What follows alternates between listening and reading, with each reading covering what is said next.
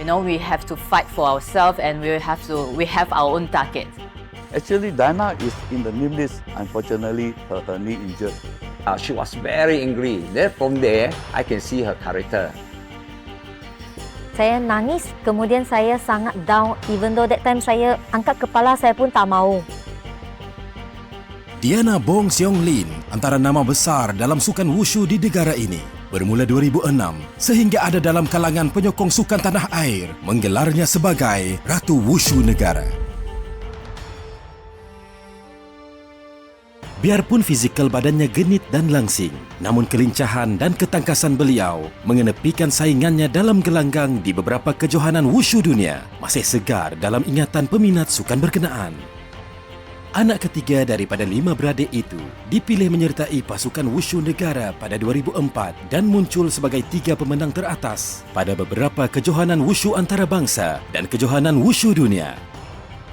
Bekas pelajar sekolah menengah kebangsaan Sungai Tapang Kuching itu menjadi juara dunia pada kejohanan wushu dunia 2013 dalam acara Nandao atau senjata pedang kategori wanita. Diana Bong juga membawa pulang 4 pingat emas dalam kejohanan Sukan Asia Tenggara pada 2007, 2009, 2013 dan 2017. Beliau mengambil keputusan bersara dari Persekutuan Wushu Negara pada 1 Januari 2019 bagi memberi laluan kepada beberapa muka baru yang sudah dilatih untuk menggantikannya. Legenda Wushu Negara itu dilantik oleh Majlis Sukan Negeri Sarawak dan Perbadanan Sukan Sarawak sebagai jurulatih Wushu Negeri pada 1 Mac 2020 dan ditugaskan melatih atlet muda dengan disiplin Nangkuan, Nandao dan Nanggun. Sebelum menyertai MSNS, Diana Bong pernah berkhidmat sebagai jurulatih di Akademi Wushu Yu Zhu Yuan, Akademi Ho Ro Bin dan UPM. Diana Bong memperolehi Sains Sukan Tahap 1 pada 2013, Sains Sukan Tahap 2 pada 2017 dan Sains Sukan Tahap 3 setahun kemudian. Beliau menamatkan kejurulatihan Wushu Tahap 1 pada 2013 dan kejurulatihan Wushu Tahap 2 pada 2018. Ketika di sekolah rendah, beliau sering bermain layang-layang di kawasan lapang berhampiran rumahnya. Namun ia hanya sekadar hobi selepas waktu sekolah. Pada hujung minggu pula, rutin Diana Bong lebih suka mengisi masa lapang dengan pergi memancing ikan di dalam parit atau sungai yang berhampiran dengan rumahnya. Mengimbas kembali pembabitannya dalam sukan wushu, Diana Bong berkata, beliau tidak pernah terfikir untuk mempelajari sukan berkenaan, apalagi untuk mewakili negara hingga ke kejohanan wushu dunia. Mula-mula saya ada fikir nak ambil taekwondo punya, sebab orang kata taekwondo tu boleh macam jaga diri kan.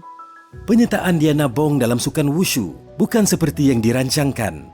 Ia bermula sewaktu beliau di tingkatan 2. Kan masa sekolah kan ada pintu by pintu. Saya lalui pintu wushu dulu. Kemudian abang saya ada kat dalam. Dan saya masuk wushu terus daripada masuk taekwondo masa tu. Selepas beberapa bulan menjalani latihan wushu, beliau berasa amat seronok kerana dapat berjumpa ramai kawan dan membuat keputusan mahu terus aktif. Saya rasa lebih gembira bila saya dapat pergi ke civic center untuk berjumpa dengan kawan dan saya boleh melakukan gerakan sesuatu yang saya tak pernah lakukan. Selain menjalani latihan di sekolah, mereka turut dibawa ke gelanggang milik Persekutuan Wushu Negeri Sarawak (PWNS) yang tidak jauh dari sekolahnya. Ada ketikanya mereka dibawa untuk berlatih di ruang legar di Dewan Suara Kuching. Mula-mulanya saya memang tidak beritahu bapa saya main wushu sebab dia berharap saya boleh more on study kemudian buat kerja rumah. Dia rasa seorang anak perempuan lepas dewasa, berkahwin dan ada keluarga. That's kind of thinking. Namun penyertaan Diana Bong dalam wushu tidak dimaklumkan kepada ayahnya. Ekoran beliau lebih suka seorang anak gadis yang bersikap lemah lembut, tinggal di rumah dengan membuat kerja berkemas dan memasak. Hanya macam curi-curi pergi latihan. Mula-mula memang bagi alasan bahawa saya sekarang pergi kelas tambahan. Mak kena hantar. Tapi baju tu semua dalam kereta. Bila sampai tempat latihan tu baru kita tukar. Macam mana saya bagi tahu bapa saya main wushu ialah Apabila saya pergi, dia lama tak jumpa saya. Then dia tanya mak saya. Then dia tahu saya pergi national team. Newspaper akan postkan apabila saya dapat result. Dari masa tu dia slowly terima dan dia sokong saya untuk terus menyertai sukan wushu ini. Selepas melalui beberapa siri latihan yang diadakan oleh PWNS, Diana Bong dilihat mempunyai bakat dan potensi untuk diberi latihan khas bagi mengambil bahagian dalam kejohanan wushu yang akan diadakan di Bandaraya Kuching. Namun cita-cita Diana Bong untuk melangkah lebih jauh hampir terbantut. Ekoran ibunya tidak mempunyai wang yang cukup untuk membeli pakaian dan kasut khas serta membayar yuran pertandingan itu. Masa saya sekolah menengah, lepas saya tamat pelajaran, saya akan buat part-time job kat kedai. Yang tu salah satu caranya. Cara kedua ialah kawan saya akan tolong hantar. Ambil dengan hantar saya pergi latihan. Biarpun berdepan dengan cabaran kewangan, namun Diana Bong tidak pernah ponteng dari menjalani latihan yang diadakan PWNS. Dapat sokongan daripada sekolah. Apabila anda mempunyai mata pelajaran yang mendapat skor yang tinggi, then cikgu akan bagi sikit-sikit amount wang saku juga. Akhirnya cerita itu diketahui oleh jurulatih Master Ting dan beliau mengambil keputusan untuk mengambil dan menghantar Diana Bong balik selepas latihan. You have to pick them up from where she lives, and then coming for the training, and then going back. Sometimes, they feel hungry, and then I brought them for some food. These are the things that I think we deserve it. Until today, we produce result. Then it's worth that we contribute until Sarawak Sport Council step in and then recognize our sports as one of the SUKMA event. This is we have to contribute anyway.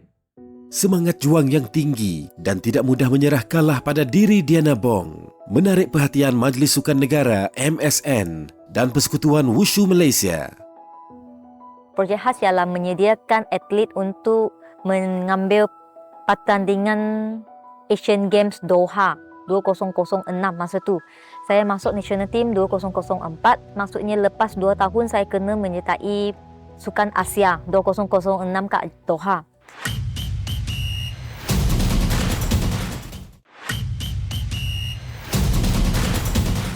Bagi seorang yang baru ataupun atlet yang baru menyertai pasukan negara, saya sangat segan dengan semua orang. Saya jarang bercakap ataupun bergaung dengan kawan-kawan.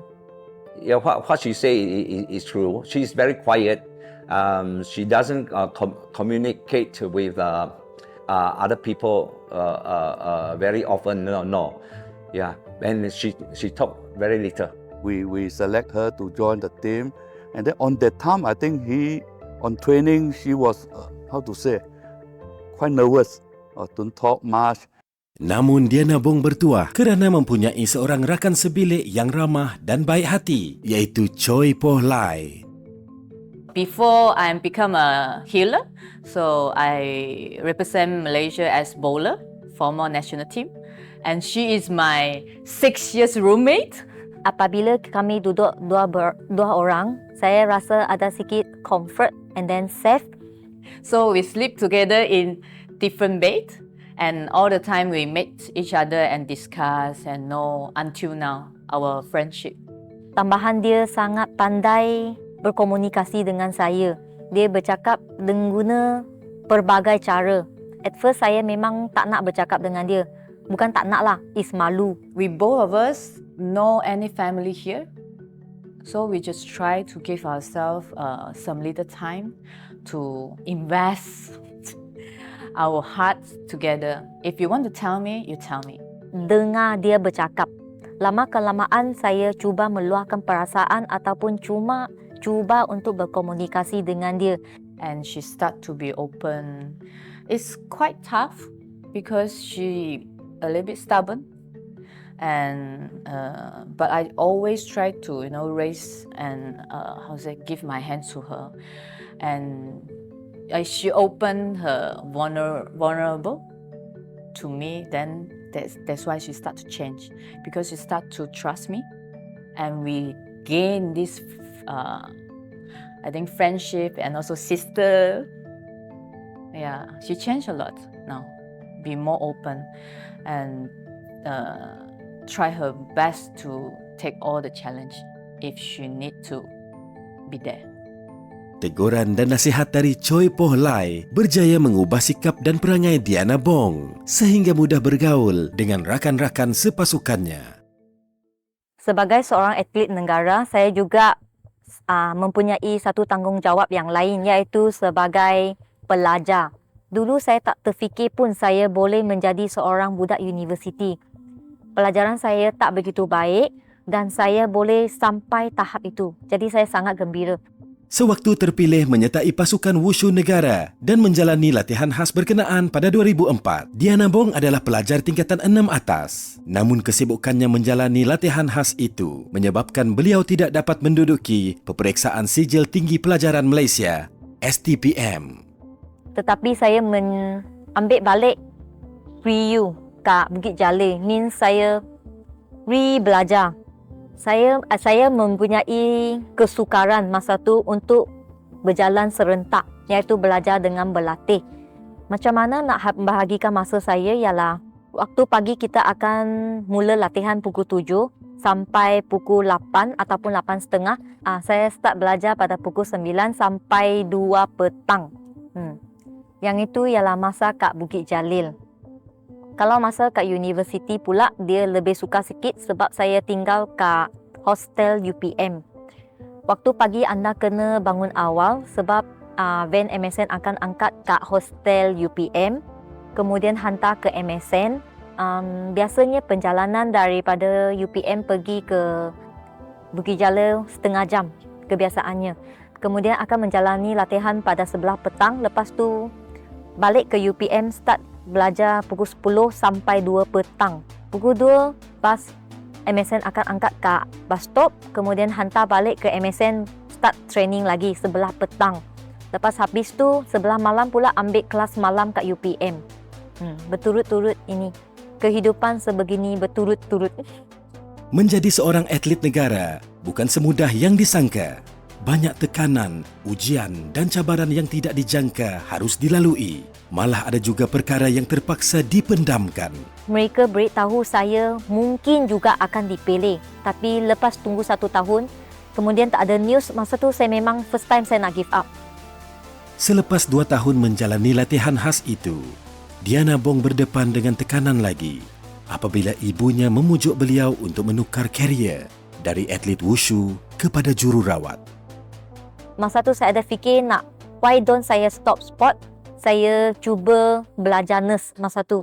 Yeah, both of us want to quit as national team so many times because of sometimes it's not ourself, not only ourselves, but we want to prove, we want to finding a goal for ourselves. Diana Bong beruntung kerana memiliki seorang rakan sebilik yang baik, iaitu Choi Poh Lai, seorang pendengar yang jujur, tempat beliau mengadu dan membincang masalah yang dihadapi. Biarpun menceburi bidang sukan yang berlainan, namun persahabatan yang erat membolehkan semua masalah yang dihadapi berjaya diatasi. That's why sometimes when we meet, we cannot do, because this is the result and this is the reality. And we have to overcome all the time and say, if you like it, you just give another year, and you just try and to be open to try anything you can change. Okay, and release the burden, that the pressure, just overcome. So yeah, so she trying very hard. Tekanan yang dihadapi Diana Bong semakin berat kerana pada waktu yang sama beliau mengalami kecederaan di bahagian lutut ketika menjalani latihan. Untuk yang kali kedua ialah lepas 2 tahun saya masuk nation team. Yang itu saya ingat kat bilik doktor bersama dengan jurulatih saya. Apabila doktor memberitahu terus, saya untuk kalau saya terus berlatih, ni saya punya ada 4 ligamen, sudah patah 2 mah. If you continue train, mungkin 2 lagi akan patah. Jadi jurulatih saya mengambil putusan untuk tidak mengambil bahagian dalam pertandingan World Champ dan SEA Games 2005. Saya nangis, kemudian saya sangat down. Even though that time saya angkat kepala, saya pun tak mau. Saya mau tengok lantai saja, saya ingat masa tu.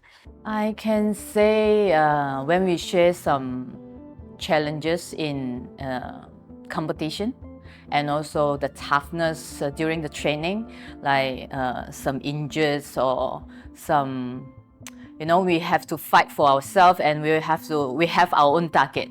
But sometimes we do set our emotions. That's why we share our opinions and help each other to encourage and to become a better athlete. I think when she have injured and therefore she have to ready for, I think, Asian Game. So there was a time that she in down in herself. That's why it encourage each other and be more patient.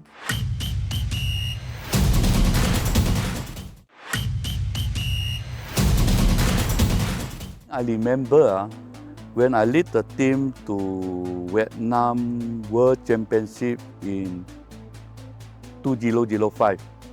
Diana was injured on her knee.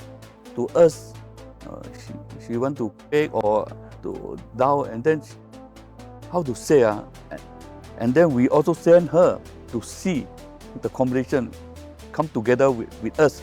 Actually, Diana is in the name list to take part in the competition, but unfortunately, her knee injured. Actually, as a coaches, we don't let her down. And then, okay, you come with us. Although she was not participate. Namun dengan bantuan jurulatih, rakan-rakan dan juga seorang pakar psikologi, Rebecca Wong, wanita itu mampu bangkit semula dan melupakan keputusannya untuk bersara awal. Dia selalu berjumpa dengan saya. Bagi seorang yang introvert, kalau anda ingin saya bercerita apa perasaan, memang saya tak nak. Tapi bagi Rebecca Wong, saya sudi untuk bercerita. Kemudian saya akan pergi cari dia kat office. Kemudian dia akan beritahu ataupun cerita sikit macam mana anda nak menghadapi masalah ini ataupun anda nak go over. Means you kena terima apa yang anda hadapi sekarang. Selepas kejadian itu, kesukaran Diana Bong untuk bersikap terbuka dapat diatasi. Pada tahun 2004, lepas saya menyertai pasukan negara, saya menjalani latihan di Bukit Jalil dengan di Shanghai.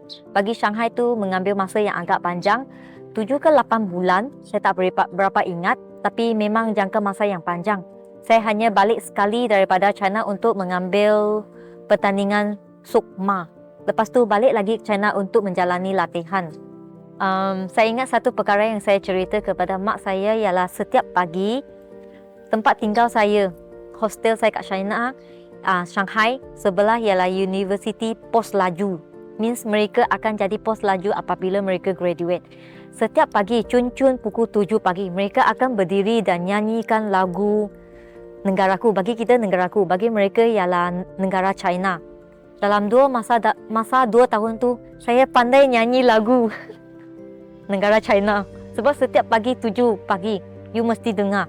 Lepas mereka nyanyi lagu negara, mereka akan buat senaman pagi selama setengah jam. Saya akan ikut kat saya punya window. Satu perkara yang saya cerita kepada mak saya. The memory that I can remember is the one that she performed during the competition that Hari Kabasan, as I told you just now. And then she thrown the block shot away. No, wow, she is very angry, and then I scolded her. That's the only memories that I can remember. That time she was perform Changquan, Kunsu and Daosu. On the Kunsu performance, on the last moment, okay, perform very, have to say very nice, assured. the goal is for her.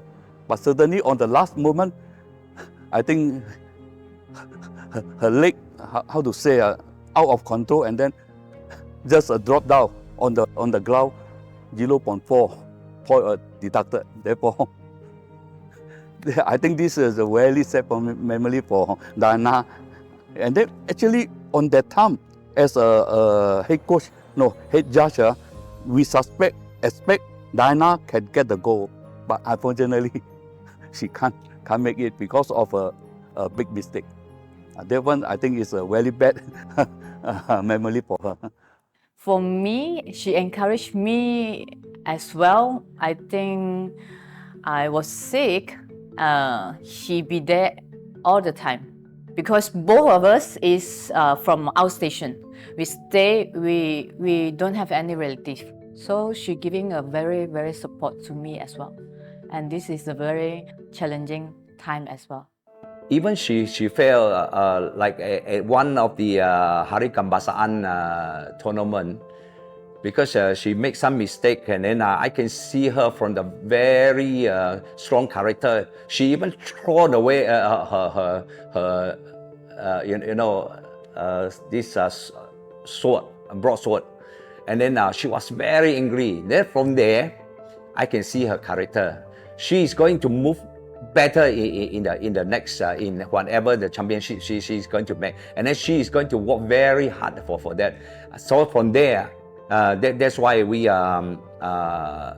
feel very happy, and then we feel very lucky that we have this kind of athletes. Anda boleh tengok balik video daripada China, atlet-atlet yang baik ataupun mempunyai markah yang tinggi.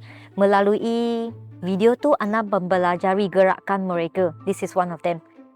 Lepas ini anda lepas bagi aktiviti wushu, ada masa lapang yang lebih kan? Anda boleh buat benda-benda sendiri. Contohnya main game. Bagi saya masa kat hostel, saya suka nyanyi kuat-kuat.